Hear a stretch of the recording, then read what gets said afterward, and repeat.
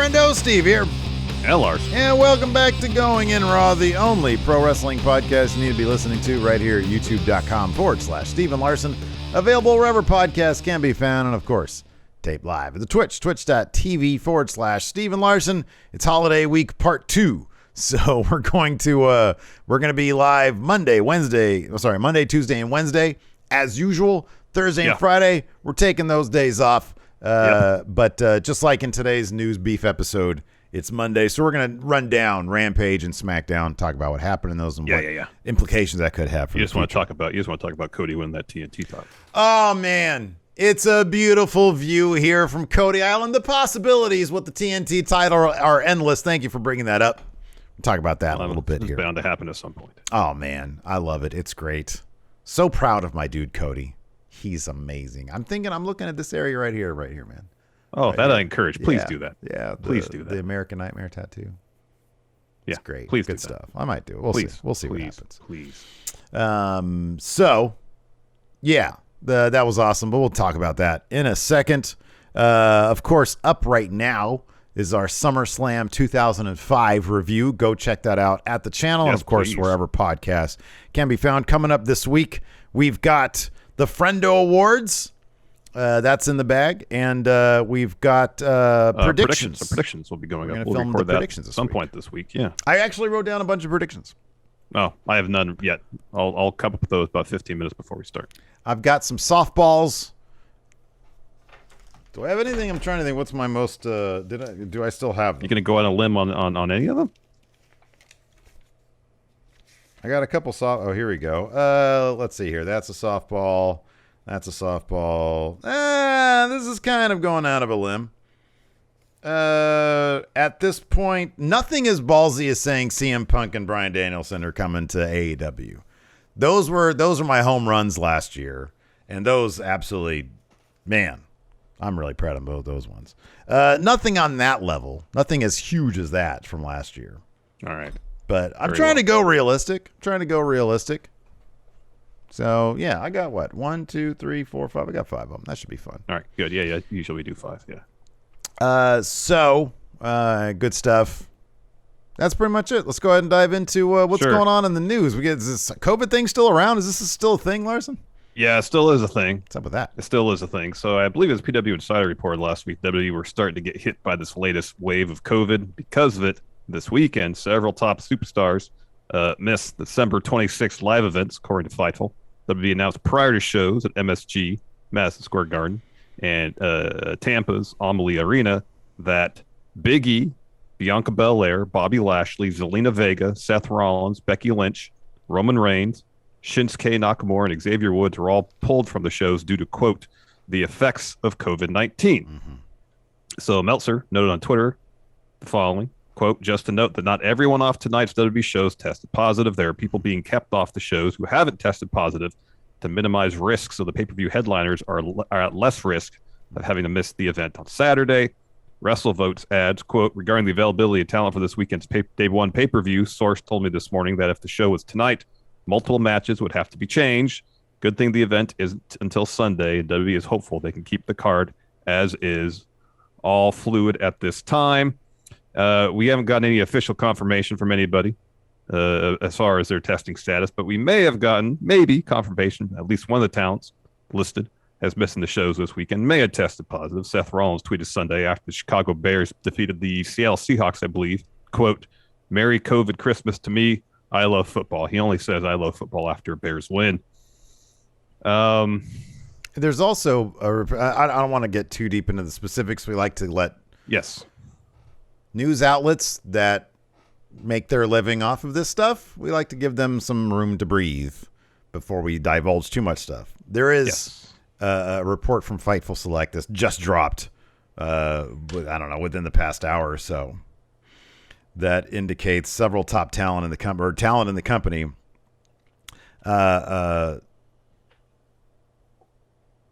received an email that they were informed that weekly testing isn't required anymore. Fightful Select adds, we're not told if there was a vaccination qualifier out of that ruling. I would imagine that email's probably unsent. Unsent. You would hope that would be the case. I would think that email's going to be unsent at some point. Oh yeah, definitely. You think at this juncture, especially if they're getting hit or there's the chance that matches for this day one pay-per-view, which they're trying to make a huge thing, are going to be in jeopardy. You'd think and you'd hope they would, instead of pulling back on their testing efforts, they'd redouble said efforts. Yeah. Like we're not out of the woods yet. You got to keep up with your testing protocols to keep your talent safe, to keep the fans safe, keep everybody safe. Yeah. And it's confusing when we're just seemingly getting into this next wave, that they'd be like, nah, don't test anymore. That seems weird to me. It is really weird. It is. I don't know what I'm not there. I don't get these emails. Exactly. It's odd to me that would be the case. I mean, you would think that given that so many venues these days require proof of vaccination. Yes. That, and there were rumors that were unsubstantiated that, for obvious reasons, never really came to light in terms of specifics, that some of the releases in the last wave were due to a refusal to vaccinate. And given that many venues, it's not even in the WWE's hands, many venues require that now. And that's the reason that Kyrie Irving is not playing home games. It's like, okay, well, if you're not playing home games for the Nets, it's like you can't do your job if you're going to refuse to be vaccinated. So it's your choice, but you're not going to have a job here, and that makes sense. So yeah, it's this Omicron thing is there's still a lot unknown about it. Obviously, the bottom line is, if you're not vaccinated, you have a much better chance of getting it. I mean, if you're vaccinated, you can still get it, but it prevents you. The vaccination prevents you, and the booster prevents you from hospitalization and death. It's I don't. There's all sorts of numbers floating around out there, but it's something like 97% of the people, the majority of the people in the hospitals from COVID are unvaccinated, and some of the stories are absolutely heart-wrenching. When they're in there and then they're begging to be vaccinated, but it's like it's too late. It's horrible. It's so.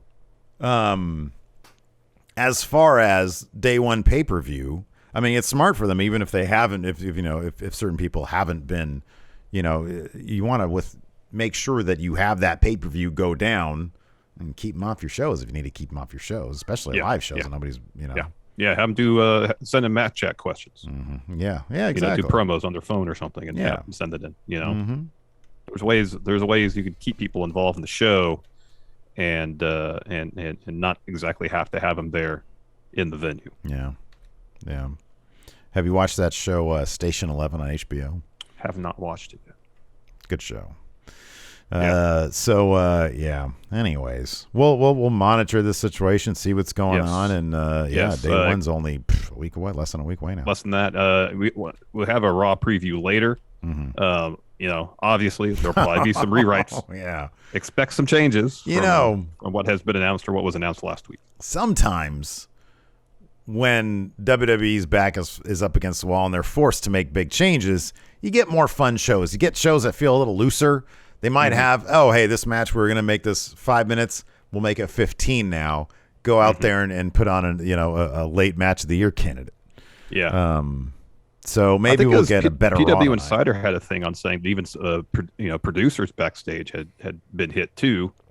And so they were down a lot of producers. Everybody's getting hit these days. I know. This Omicron thing is just blasting through everybody. It really is. It really is. So yeah, it's scary stuff out there. All we can recommend, and I got no problem if we drop subs, whatever. Get vaccinated. Yes, please. Get boosted. It's just it's the only way this is gonna end up going anywhere. All right, let's take a quick break here to get a word in from our sponsor. Let's Get Checked. Hey, Larson. Yeah. You're what people would call a low energy guy, right? Well, sometimes I guess. Yeah, maybe. Yeah, confirmed then. You are low energy. So did you know that fatigue, hair loss, and even a low libido can all be the result of a hormonal imbalance? It might be time to get your testosterone levels checked, friendo. And today's sponsor, Let's Get Checked, has got you covered. Yeah, I have heard that low testosterone levels can cause fatigue, low energy, and maybe linked to depression. So tell me, Steve, how do I go about getting my testosterone tested with Let's Get Checked? Happy you asked, Larson, because it's easy and it's something that you can do from the comfort of your own home. Just go to their site, letsgetchecked.com, and order a test kit. Once that arrives, you do a small finger prick and send the sample to their lab. And within a few days, you'll get your results. If your results are outside the normal ranges, a member of Let's Get Checked's nursing team will contact you to discuss your lab report. Yeah, that sounds easy enough. It is easy and convenient, and it can hopefully help you turn from low energy Larson to Let's Go Larson. Even better, our listeners will get 30% off their entire order with Raw. Just visit letsgetchecked.com and enter code RAW at checkout to ensure you and your significant other are staying safe. Let's talk about happier news. Happier days are here. Cody Rhodes once again has a title around his waist. Oh, it feels good, man. It feels, I'll be honest. You know, I even on Christmas Day called up the enforcer, was like, hey, buddy, I know it's Christmas. I ain't doing shit because we do most of our stuff Christmas Eve and Christmas morning. Let's hang out on Christmas Day. Let's watch Rampage. He was like, I'm in. So we watched Rampage.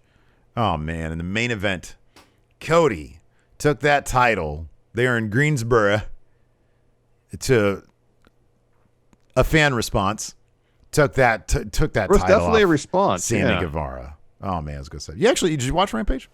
Yeah, I watched Rampage. I had time to watch Rampage. I didn't have time to watch SmackDown. I mentioned I don't have a series recording set for SmackDown. Oh, so. Speaking of SmackDown, just really quick before what we're going to talk about what happened on SmackDown. Yeah. But I have a real world example of the effects of Happy Corbin on my viewing, because it was Christmas Eve. I was actually watching SmackDown. Family was like, at first they weren't paying attention to what I was watching on the TV because I'm very sly like that. And then somebody noticed. Wait, were you watching it on your huge 70-inch TV? No, we were at my parents' house. They have like a 42. Gotcha. And so, because I got this old school. Sly watching something on a 70-inch TV. Well, no, they don't pay it. They're like me. They don't pay attention. It's in the blood, man. All right, fair enough. So they got this old school wall unit, with like shelves and stuff. But it's so old school that 42 inches was huge back then. Totally. And I'm like, would you guys get rid of this thing and get a modern setup so you can get a giant TV because you're old? You can't see right. And my dad in his man cave, he's got a 55, which he probably should upgrade that as well. But I'm sitting there. The size of the room, 55 could be plenty TV. Nah, man. No, not even close. Not today. So I'm sitting there and it's like Charlotte versus Toni Storm. Decent match. They don't have the best chemistry in the world, but there are some pretty hard-hitting spots in that match. Mm-hmm. And they were kind of into that, After an initial refusal, they were like, oh, what are you doing? This mainly come from Lacey. Oh, you watch this all the time. Can't we take a break from this? I'm like, number one, I rarely watch it in front of you, so why are you complaining right now? And then, of course, Bama gets in on the action. I change it for a second. They stop paying attention. I change it back. And so then Happy Corbin shows up. And instantly I know I'm going to be so embarrassed. This is a bad example of wrestling. I changed the channel because I didn't want them to see that. And sure enough, I think he was doused with eggnog or something. Yeah, that was during the main event, right? I don't know. I don't want to watch that stuff. It's terrible. It's awful. It is. So bad. I changed it. It is bad. To spare my family the secondhand embarrassment of watching this stuff. Wow. As far as Rampage, let's get back to that. We talked about SmackDown afterwards.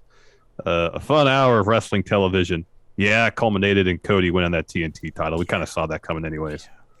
It was a good match, though. Well, no, I don't. Was a good match. I didn't. Well, okay, so we knew from the spoilers that night. I was very excited going into that. I was like, hey, I'll probably do a Christmas thing.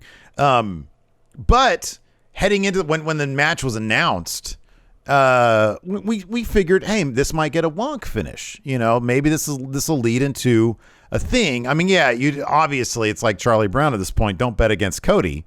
At least never bet against Cody, making it about himself. So even if there was a wonk finish, we knew it was going to be about Cody. Yeah. But yeah, this is obviously I'm not surprised, but I'm a little bit surprised at how underwhelming they booked Sammy Guevara's TNT title run. It'll be interesting to know if anybody asks that question down the line. Hey Tony, this is Steve from Wrestle Juice Also going in Raw. Oh, wow. I have a question, sir. Well, here's the thing. Do you want to walk into somebody else's house and say, hey, I'm on a show that's named after your competition's show? We got to change that name in 2022, man. Anyways. You think so? Tony, I've got a question. Steve from Wrestle We got 4 days to make our mind what it's going to be if we're going to start the new year with a fresh start. Tony, well, what happened there? Miro dropped it, and then Sammy picked it up. He got Fuego a new car, and then Cody got it without really anything going on. Like Sammy had matches against Tony Nese, a couple other Jay Lethal, a couple others, but like nothing to write home about. I'm curious what happened there. Yeah, me too. I have no idea. Because, yeah, you seem like... That'd be great if that was his answer. Oh, yeah. Me too. Yeah. I have no idea. I don't know. I don't know. Because he had meaningful reigns with that title. Cody's had 2. Brody Lee's had one. Darby had one. Or he was defending that title every week. You know? That was his story. He was getting burnt out from defending it so much. I know. Miro had one. That was great. He prized that title. Yeah. That title meant everything to him. Yeah, it was bequeathed to him from God. So, yeah. It allowed him to have sex with his wife. Yeah. And then Sammy gets it, and there doesn't seem to be like a story involved with him having the belt. Now, everybody else had a story about them having the belt. Right. Save for Sammy. Yeah.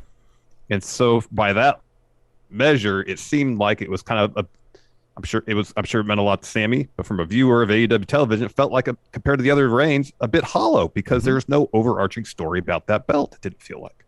No. Sammy having that belt. It didn't feel like technically transitional, but it also felt like there was buyer's remorse. It kind of felt that way by the time they got around. It's like they said, hey, let's do this. And I do kind of wonder, and this is totally fine. I wonder if, Tony Khan has spoken in the past about how like 60, 65% or whatever his number was that he threw out there. Most of it, the majority, is pre-planned booking in AEW. He's got stories in mind. The rest of it, especially given the changing landscape where they're signing people at a certain point, people are going to be going on to greener pastures for themselves. There might be some turnover in the company. You got to keep some aspects of it, you would think, fluid, loose. And in the case of TNT, a title, I've always sort of wondered if, okay, is this the title that they can try to keep prestigious, but at the same time, because there's so many people coming in and out, maybe that can be the title where they could be a bit looser with. He had said earlier, his first 4 champions, he pretty much knew AEW champions. He knew who they were going to be. I sense that that's not the case with the TNT title. You sort of go, and I wonder if Cody has, if hey, Tony, I don't know where you're planning on going with Sammy Guevara, but I got an idea. I have an idea. Tony's like, what is it? Well, you put it on me. And then we'll go from there. Well, that was the same idea you had last time, Cody. Yeah, he's in time before that, too. But that being said, Cody's still a high-profile member of the AEW roster. Obviously, and he gets a fan reaction. Yeah, and oh, man. Oh, I so wanted that. But that pedigree's got to come at the right moment. We were talking in the pre-show. Somebody on Twitter, I don't know who, and I apologize, mentioned that maybe Cody's going to kick things up with Sting, and maybe that's where he's going to drop the pedigree on Sting in reference to WrestleMania 31. Last time he got buried by that company, which we were there for. That was actually a really fun match. But it was a fun match. The outcome should have been different. Yeah, absolutely. Sting should have 100% won that. Sting should have won Absolutely. that. Before we get into the breakdown of the show, Excalibur mentioned it on Rampage this weekend, 26th to be exact. Also marks the 1 year since the passing of Brody Lee. Yes. Still horribly sad, Yeah. And there was a lot of really touching memorials to Brody over the weekend.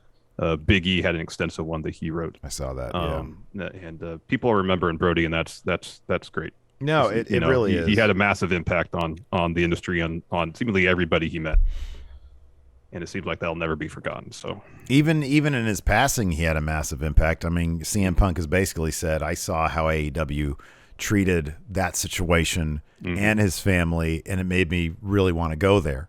And yeah, there's been all sorts of great tributes. While I was doing a goof off stream this weekend, I was like, people started talking about him in the chat. I just loaded up a quick mini smash zone of of that great promo of his, the thirst trap one, which was just amazing. And it's ultimately sad because his family was robbed of a father. It's sad for us fans because we were robbed of seeing him fulfill his potential, which he never really did in WWE. Yeah. Tremendous talent. Absolutely tremendous talent. Yeah. Oh, the by all stuff, accounts, a great dude. So. Chucking those papers at Silver's head. Oh, man. So good. The Sue stuff, so good. Awesome. Other events that went down on Rampage. Jungle Boy beats Isaiah Cassidy with a snare trap. So Jungle Boy had not only rib tape, but his leg was taped up, and they credited overtraining for those injuries. This was the worst. I'm sorry. I like Jungle Boy quite a bit.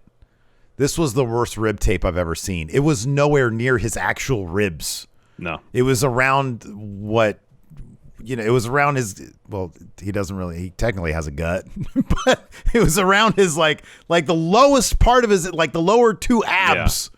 It was around that. It was even south of the short ribs. So, yeah. Yeah, there's no ribs there. No. Well, that's where DDP usually had it. He had it around. Oh, man. Midsection. Come on. It might have barely touched the short ribs. But his shit was over the short ribs, man. Maybe. Barely. Piper had it right. That dude had it up to his nipples. Yeah, that's where it's supposed to be. Yeah. For true rib tape, yes. But yeah, Jungle Boy got the win. Isaiah Cassidy's tapped to a snare trap. It was a good match, though. It was a really good match. Yeah. We had another great Miro promo. Man, he's so good. He's so damn good. Yeah, he's the best.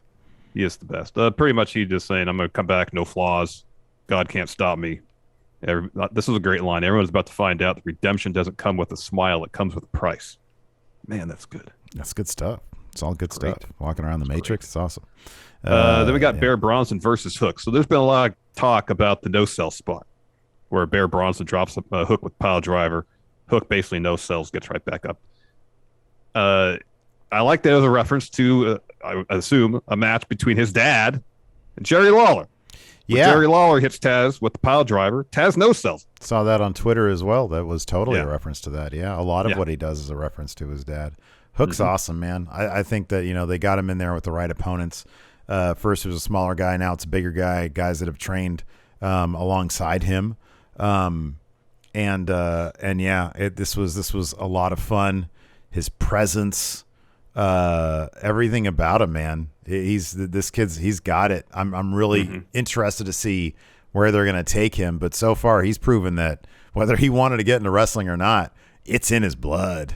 Yeah. It's in his blood. He's got it. He understands it from a performance aspect. He does, yeah. 1,000%. Absolutely. He understands how to carry himself, what his character is, how he portrays that character in the ring. He gets all that. Yeah. He's fundamentally, seemingly very fluid. Yeah. Now, can he put on a 20-minute match and tell a really compelling story? That remains to be seen.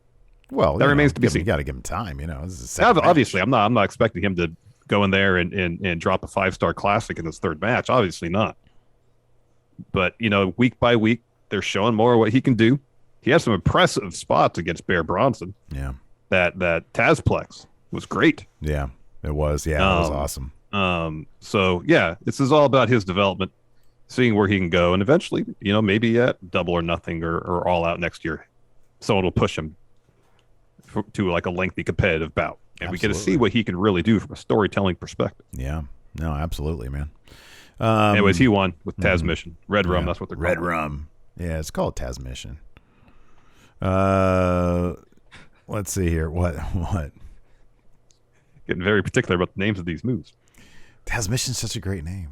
It is. Why would you change it? Like, shout out your dad. It's all good. Let's make it in his own. Taz Mission. Red Rum. Red Rum's a good name, though. It's murder backwards, That's true. It is. Red Rum. That's factual. Red Rum. After that, we had where does the Shining rank on your list of Kubrick films?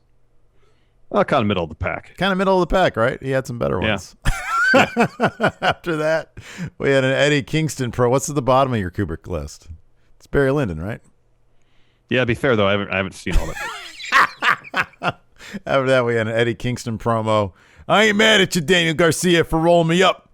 Next week, he's got Ortiz and Santana with him for a 6-man tag match, 2.0. suggests they'll take them out like they did Jericho.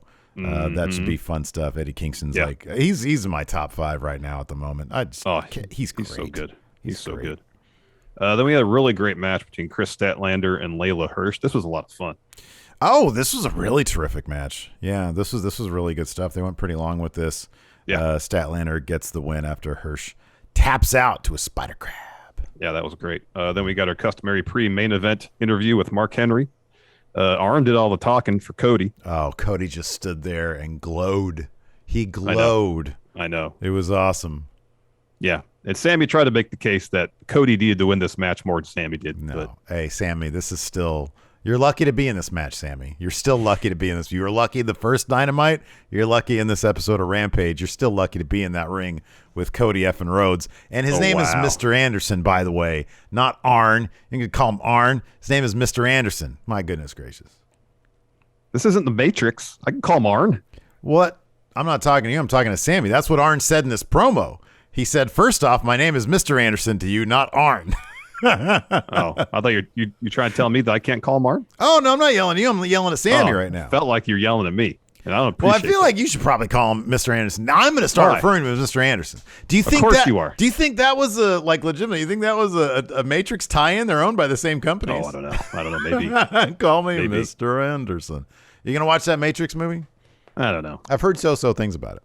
I have, and I apart from the first Matrix films, I wasn't that into the original trilogy. So, and even the first one, it's like it's all right. I've never been like the hugest fan of it. So what, maybe something. It was pretty groundbreaking, but even at the time, I was like, "Oh, this is cool." But yeah, like people went over. People really, really got into that shit. They did. They all just want to think that hey, this is all just a simulation. Maybe. Then we had the main event: Cody versus Sammy Guevara. This is a really good match. I appreciated that Sammy was out there busting out Cody's own moves on him.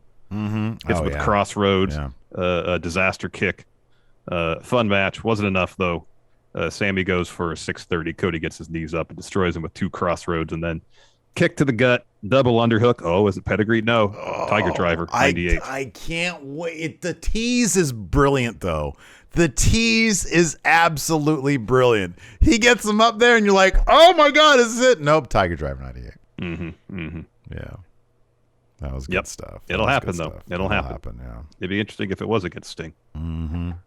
But who knows? Yeah. Oh, boy. Boy, that'd be something else. You think at Sting's age, you think he can get up there for a pedigree for sure? That's kind of easy. Yeah, just pedigree's sort of no put problem. Your arms back in you. Just land on your knees, yeah. Yeah, exactly. Yeah. We also have some Smackdown results here. I guess the biggest thing is sort of the most obvious one. Sami Zayn completed won the 12 Days of Christmas 12-man gauntlet match to be number 1 contender to Shinsuke Nakamura's Intercontinental Championship. A fun bit with him and Ricochet there towards the finish, too. Ricochet had a good showing in the match. He defeated Sheamus, Humberto Carrillo, and Jinder Mahal before going down to Sami Zayn. Ricochet goes for, I think it was a shooting star press, 8 knees on it. Sami Zayn hit him with an exploder and a haluva kick to get the win there. I would expect Sami is going to recapture the Intercontinental title at some point in the near future. I really hope so. Nakamura is great. They've done absolutely nothing with him since he won that belt. It's a shame. I know. I don't get it. It's like here we'll have Nakamura win the Intercontinental title, pair him up with Rick Boogs, and seemingly give the push to Rick Boogs. Yeah. Don't get it. I don't get it either. Don't get it. I don't know. Don't get it.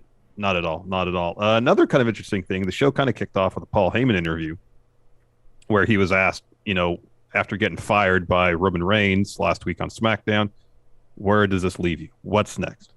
And he's pondering, do I go to NXT, find some rookie, start all over again, or is his career over? He talks about the embarrassment of getting fired publicly. I'm sitting there trying to. He keeps on talking about how the reason he told Roman what he did because he was trying to tell him the truth he didn't want to that Roman didn't want to hear, but he needed to. And is this all a setup for him to eventually rejoin Roman? This was all just subterfuge to play mind games with Brock, or is it going to go the other way? Are we going to see a reunion between Brock and Heyman? I don't know. There's a decent amount of intrigue going into that match because of all this. I know, and I love it. I think it's great. I think it's one of the best things WWE has going right now. I do appreciate you. I know you've noticed this. There does seem to be a bit more continuity. There seems to be less, and you just get it from how WWE main roster sort of treats, as an entity controlled by Vince McMahon, treats NXT. There seemed to be like resentment towards it before. And now with 2.0, there seems to be a bit more of, and granted, I mean, obviously it's because Vince and Bruce seem to have, at the very least, they've set up what they want to see out of NXT. Yeah. And now there seems to be more continuity between the two brands. You got Riddle going over there. They're possibly sending Walter there.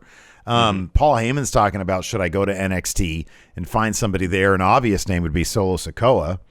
And who knows how that could factor into things. What if Paul were to start up his own bloodline centering around Solo Sikoa? That would be interesting. This guy with obviously a chip on his shoulder against his own family. I don't think that's going to happen. I think it's going to be a bit more cut and dry between Roman and Brock. He's going to choose which camp he goes to. I think day one's going to be pretty damn intriguing in terms of figuring out how that's going to go down. This match, Roman and Brock, it's a big deal. And there's got to be some sort of big, just by virtue of that match happening, Paul Heyman being on the outside, there's going to be some big story beat there. You would think so. I mean, there would have to be, because if all the talk of Brock and Roman have another match at Mania, there has to be a major story beat going down at day one. Has to. The story of Roman has been there's certain guys that he could beat on his own. There's certain guys he can't.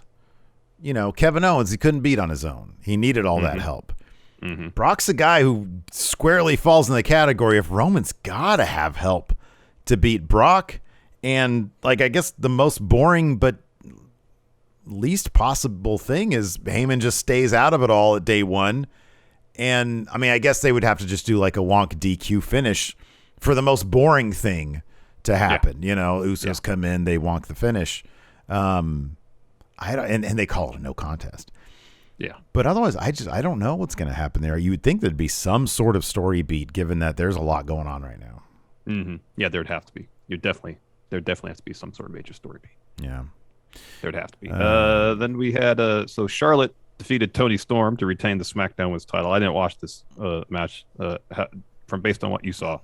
Decent match, good showing. It was pretty physical. I mean, we had sort of noticed before that they didn't have a ton of great chemistry in the ring last time we saw them. This was better.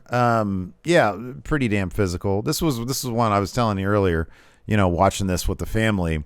This one I was fine putting on, and they were asking questions about it, like, oh wait, who's that person? And they would see the moves. My mom is still squarely in the it's all fake category. But still, when you see Toni Storm in these great German suplexes that she's throwing down, that shit doesn't look fake. It's like they're actually getting banged up in there. But yeah, no, it was a solid match. Charlotte gets the win over Toni Storm. The ref caught that. I forget what the finish was. I didn't write any notes. This is Christmas. Yeah. Then the main event. Drew McIntyre, Kofi Kingston, Xavier Woods in a Miracle on 34th Street fight defeated the Usos and Madcap Moss. Yeah, I didn't watch that. As soon as I saw Corbin, I was like, turn that channel. Not doing that. Yeah. Sorry. Yeah. So, yeah. There is a Raw tonight. How much of this will actually happen? I would imagine is somewhat up in the air. The only one of these that as of like an hour ago that was on the WWE website was, there we go. We got the full preview up. And, the Mysterios will be taking on Street Profits tonight. That's cool. That's fun. So that'll be like a 20-minute match. Yeah. So on WWE.com, we have Miz and Maurice are going to renew their wedding vows. Dolph challenging Damian Priest for the U.S. title. Otis versus Randy Orton, and then Street Profits versus Ray and Dom for the finals of the Arcade Bronament. What are I'm assuming the whoever wins that is going to get a tag shot at day one. Yeah. What are the announced matches for day one so far besides Brock and Well, you got the Fatal 4-Way. You got Big E, Seth Rollins, Lashley, and Kevin Owens. Becky and Liv. I don't believe Charlotte has an opponent for day one yet. Yeah, that would make sense because they just did that match on SmackDown. Let's see. Usos versus the New Day, Edge and Miz. And then, that's right, Drew versus Madcap Moss, which should last no more than 30 seconds. Right. Yeah. So, yeah, it'll be interesting. I mean, they could probably do Becky and Liv. Their go-home can just be like a video package if they're going to keep Becky at home. Was Liv on the list of people? I don't believe so. No. Yeah. Probably just keep her home, run a video package. And then it'll be interesting to see how they handle all the main event for the Raw match, the day one match there. Yeah. Big E, Seth, because Seth's going to be at home. So they did announce last week that Amos and AJ was going to go down tonight too. It's not on .com here. So Kevin Owens is not listed in the group of people that are being pulled. No, he actually was. He had a match against Edge at the Madison Square Garden house show. Gotcha. I believe it was a cage match. Oh, that's fun. Yeah, so we'll probably see Kevin Owens just come out and cut a promo or something. I don't know. It'll be interesting. Probably still right. They probably don't even know right now, so it's silly speculating, I guess. Anyways, would you like to answer some questions? Yeah, let's answer some questions. All right, let's do that. Let's see here. I have a thread on the Twitter, and here we go. First up from The Wrestle Dude. What was something you didn't expect to happen in 2021 that actually ended up happening? He says mine was Christian becoming a world champion. Well, I didn't see that happening. No, but see that happening either. Was there anything that you expected that you actively thought this isn't going to happen, and then it did happen? I did not expect. I mean, one of the obvious ones is I didn't expect Owens and Zayn to re-sign with WWE, and that totally happened. I actively thought that was not. But I guess even going into 2020, I didn't know the contract status of Kevin Owens. I don't think anybody did, but besides him.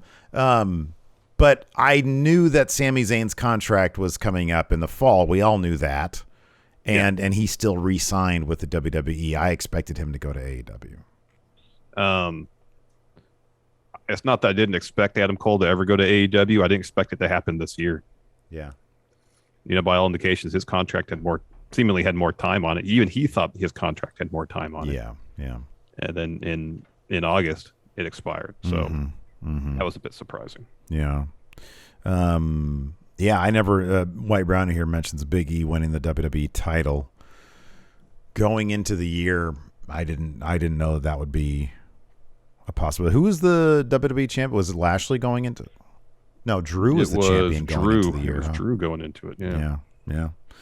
Let's see here. I mean, we had heard at that point, that they had plans for Big E, but I never thought it was going to get past the Intercontinental Championship. Oh, I mean, a lot of the releases this year were pretty damn surprising. Yeah, that's true. Really surprising. That is true. That is totally true. Jason Lewis says, what's a New Year's resolution you would make from a professional standpoint for going in Raw? We've talked a little bit about stuff that we have planned for the new year. I think we're going to try to do more regular going in retro reviews, going in Raw views. Like got the SummerSlam one up right now. Yeah, that's a major one. There are some merch items that I'd love to sort of get off the ground, like, I think the Friendo merch stuff has its place. It's decent quality stuff, designs. If there's a Cillian joke that we want to put up, then we can do that on the quick.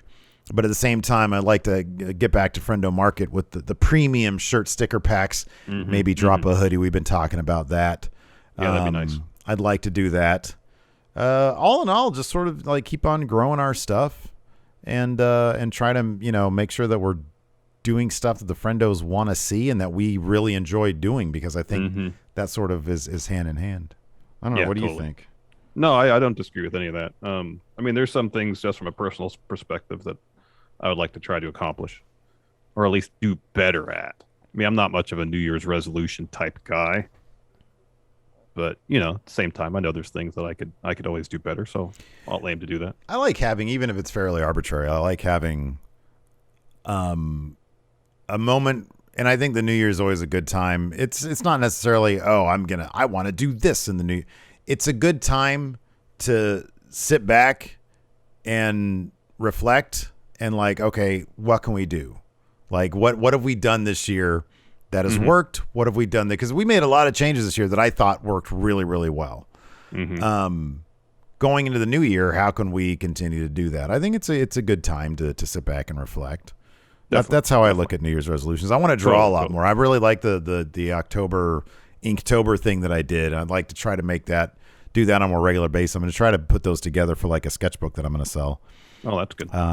So yeah, make more money. Greg Morris says, if Brock beats Roman at day one, does that negate the last year plus of storytelling? Brock doesn't need the rub of beating Roman. I don't think it has anything to do with anybody needing any rub. Does it make for an interesting story? If they can finally tell a good story with Brock and Roman, I don't see why anybody would be against that. Yeah. I mean, right now they're at the point with Roman that I've seen it. Some people are talking about how he's grown stale, that his title reign's grown kind of boring. That's not my opinion necessarily, but I've seen that talk. So if this is a means by which they can give Roman some more dimension, make him a more complex character and therefore a more interesting character, then yeah, I'm all for it. Yeah.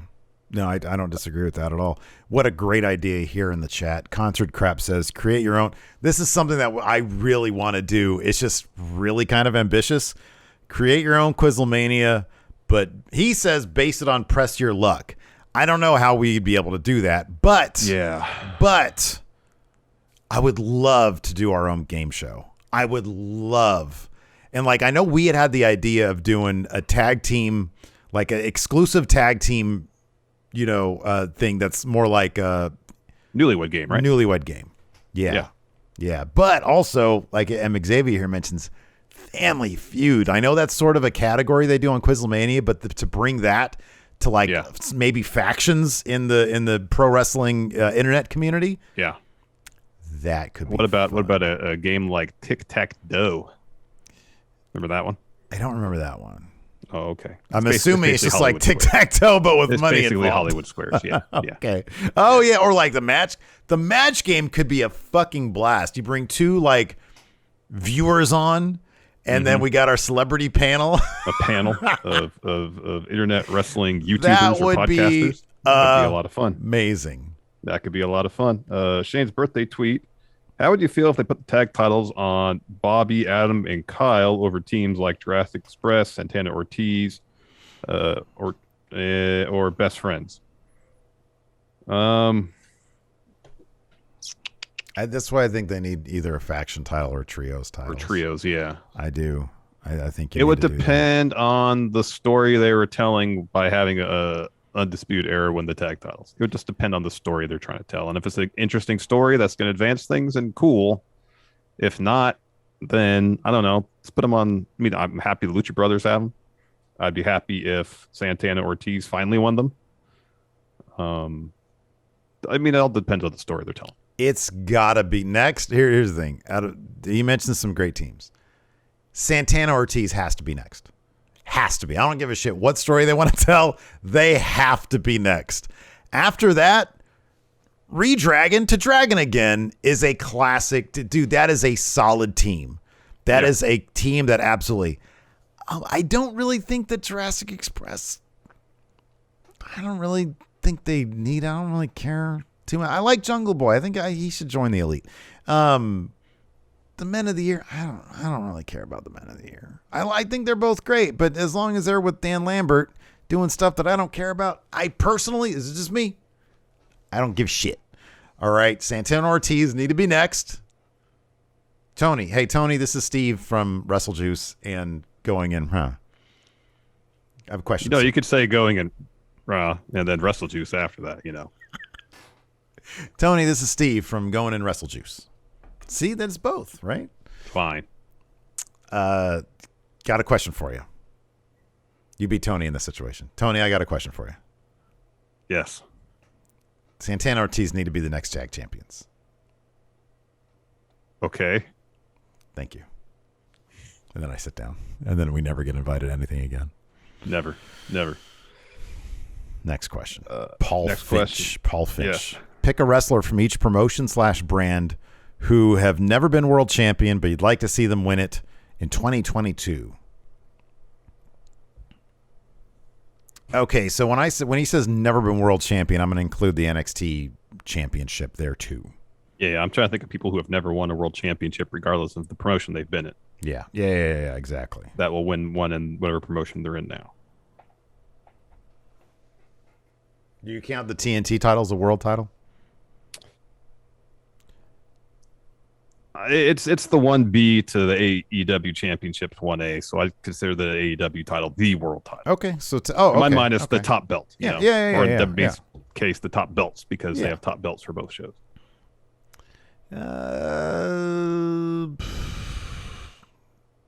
I would Malachi Black. I'd like to see him. Answer. I'd like to see him win the AEW World Title. I don't know if it's going to happen, but I'd like to see that happen. So if we don't count NXT as a world title, then for Raw or SmackDown, it'd be Finn Balor. He's won the Universal title. Universal, yeah, that's right. Yeah, he had it for a day. Forgot about that. Yeah, for a moment. I'm trying to think of. Mustafa Ali. Oh, what a good on main name. roster. That's a great name. He's great. He's great at everything. If you give him something, he's great at it. He's great. And I don't know why they don't push him more, because he's great. I wonder what that universe looked like where he was in that Elimination Chamber match. Mm-hmm. Let's see here. Taylor Sexton. Who is wrestling's biggest overachiever? Meaning, what wrestling figure went above and beyond the potential they seemed to have? I'd put Alexa Bliss's name on that because I never really saw it in NXT. I'd put Carmella on that list. I think Carmella's terrific. And then, as much as I hate saying it, Baron Corbin. I think that it's a crime what they've done with him creatively, because I think he could be huge. But, man, they booked him into just being an annoying guy. I know. Those are all good answers. Yeah. Let's see here. Joel Hartman. Hey, Stephen Larson, with Cody winning the TNT championship. Still feels good. Name your top 5 challengers and who right now can challenge him next. Well, I think you got to look at guy. He's been in a feud with Malachi. I think that's down the line. I think the first challenger is going to be either Scorpio Sky or probably Ethan Page, because Cody's already beaten Scorpio Sky. Well, Sky is also high in the rankings. Yeah. So, I think he would have, maybe there'd be that'd be his third shot at the TNT title for him to lose again. That would suck. Yeah, well, it's probably he can't. I wonder if he can just sort of bank his ranking. I'd like to put this in the bank for a day when the challengers are a bit more up my alley. Can I do that, please? You gotta circle back around to Miro, maybe. Yeah. Although maybe Miro versus Hangman would be a preferable. Oh, that'd be great. Situation. That would be great. Did you see, man? God, I forgot to mention this. Tony Nese had his eyes on Hook. Saw that. Is that going to end up bad for Tony Nese? Mm-hmm. Would you believe that? There's certain guys that you build up a guy and you believe it. Like the Bear guy, I don't really know much about him. I believe that he can lose against Hook. Fuego, totally believable because a terrible record. Tony Nese, that's a decent name. He goes in there. I'm really interested to see how they make it look. Given Tony Nese, I know he did plenty in the 205 division in WWE. Yeah. But he's a solid wrestler. He's a really good wrestler. He took Sammy to his limit. Hook's brand new. Yeah. I'd love to see that. Just see how they make it look believable that Hook just beats Tony Nese. Yeah, I know. Yeah, or do they just get that first loss out of the way for Hook? And we add some dimension to Hook, seeing how he deals with loss. How would you do it? Right now, I'd have Hook win. Nice. Taz mission in 2 minutes.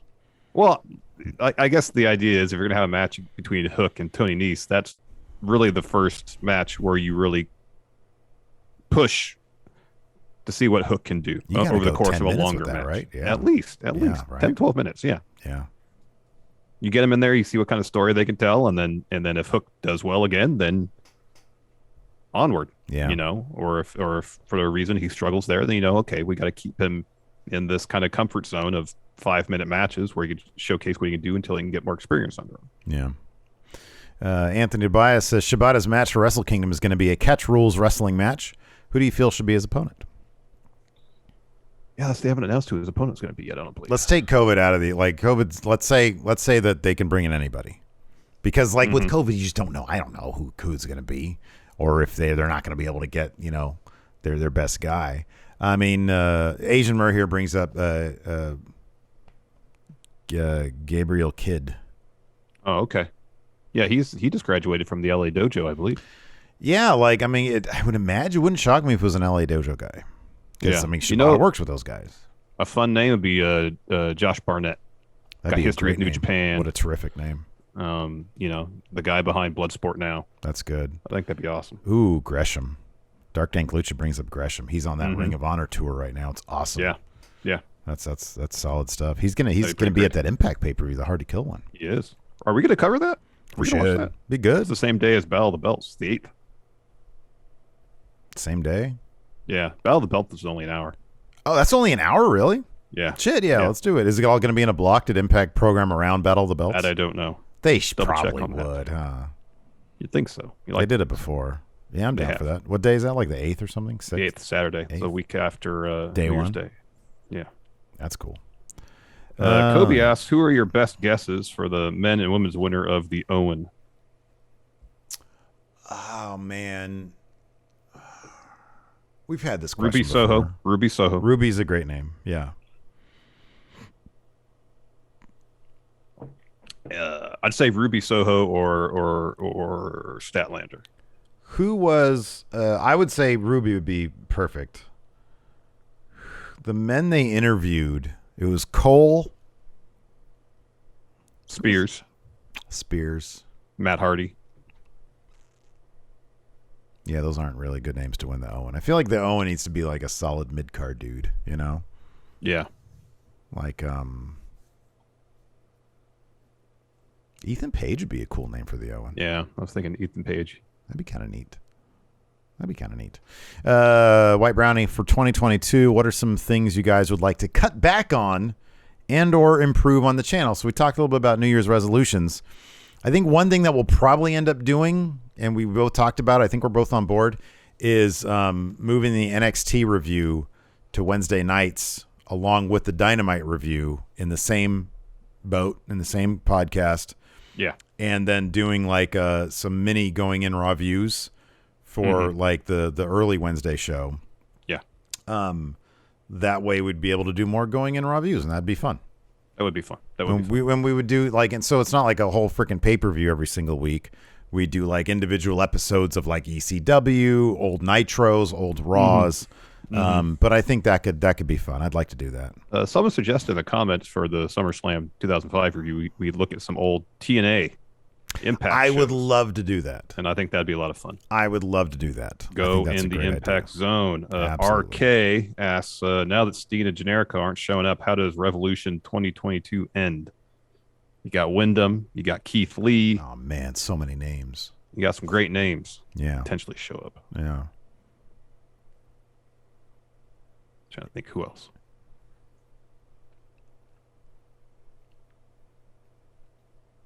Briscoes.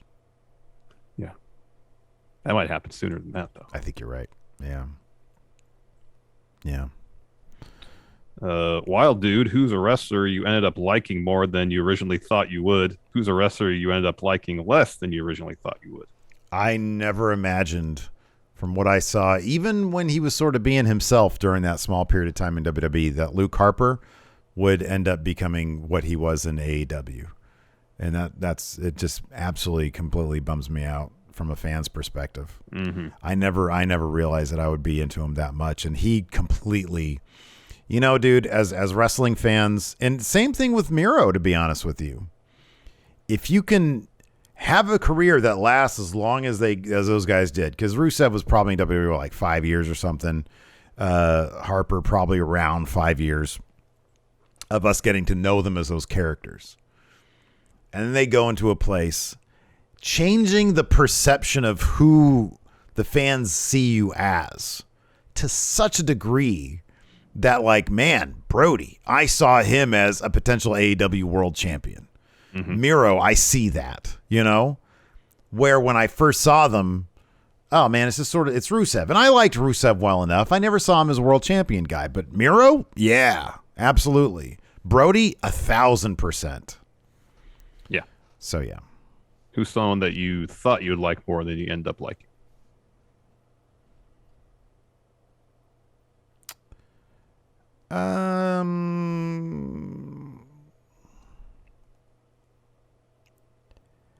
So here's kind of an answer for that. Given that AEW has been pretty damn successful in sort of like rebranding people to get the most out of them, I'm kind of surprised that I'm so lukewarm on Andrade. Like, I feel like either they just haven't been able to get on the same page with him in terms of here's how we do it, or he simply doesn't have that thing that's just there that I'm like, oh man, I still love his matches. He's a terrific wrestler. I don't, I'm still waiting on that, Yeah. And I don't know when or if that's going to happen. It's a consistency aspect where, you see it when he's on, but then he's off TV for weeks, Mm-hmm. Yeah.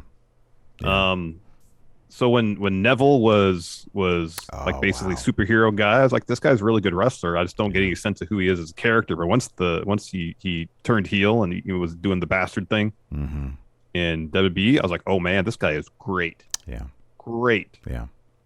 So good. A lot of aspects is, this person's a really good wrestler, but I want to see more from a character perspective. Usually once I see more from a character perspective, I'm like, oh, this person is they're a great wrestler, but man, what a fantastic performer they are around, Yeah. Yeah, that's a good one. Like in AEW, it's a situation where so often wrestlers in WWE are kind of saddled with bad creative or inconsistent creative, and you go in not just AEW, anywhere. They leave WWE, they go somewhere else, they have an opportunity to maybe have more input into their characters. Look at Kenta. Yeah. My God. He had that great promo the day about why he's best American. Yeah. Look at how I pronounce Costco. Yeah, that was great. It was so good. Oh, I love Kenta. God, I love him so much. Yeah, he's so good. Let's see here. We will end on this one. This is a good one from Nikyle. It says, how do you summarize this year in pro wrestling? I would say, here's a word that it sort of has an ambiguous meaning because it could be good or bad. Realignment. I feel like because 2020 was so fucked up because of pandemic, 2021 we started to see how people recovered from that for good and bad. Unfortunately for WWE, it meant a lot of people lost their jobs. They're like, hey, we spent all this time hoarding talent. Now we're going to release a ton of them. On the upswing, AEW had a killer year rebounding from pandemic where they signed a bunch of great names, put on some amazing matches, amazing shows. The independent scene seemed to really try to come back with a vengeance. And so I would say, like, it was a real realigning period. It was like, okay, we got out of this. How are things going to start working themselves back out? Yeah, no, that's good. The one word that popped in my head was fulcrum, because this seems like a pivot point potentially. And we won't know this for several years. Between the reemergence of the independents, and you see wrestlers who get released by WWE, Matt Cardona, go out in the indies, just do absolutely fantastic work. Amazing stuff. Just amazing work. You see AEW out there signing names, being a competition for talent. With WWE, you see Impact doing good stuff.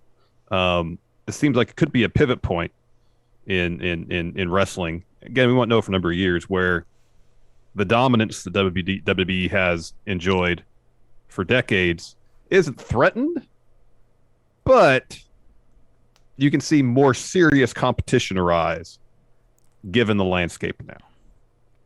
I think you could just see that there's an alternative out there. WWE's doing their thing. AEW's doing their thing. And like, if you're a fan of pro wrestling these days, and especially in 2021, man, you can get what you want. You can get what you want. I want to check out that DDT Pro show from this past weekend. That looked like really good stuff. Anyways, that's going to do it for us. Thanks everybody for tuning in. Twitch chat will stick around for a little bit. We'll be back tomorrow with our Raw review. And until next time, we'll talk to you later. Goodbye.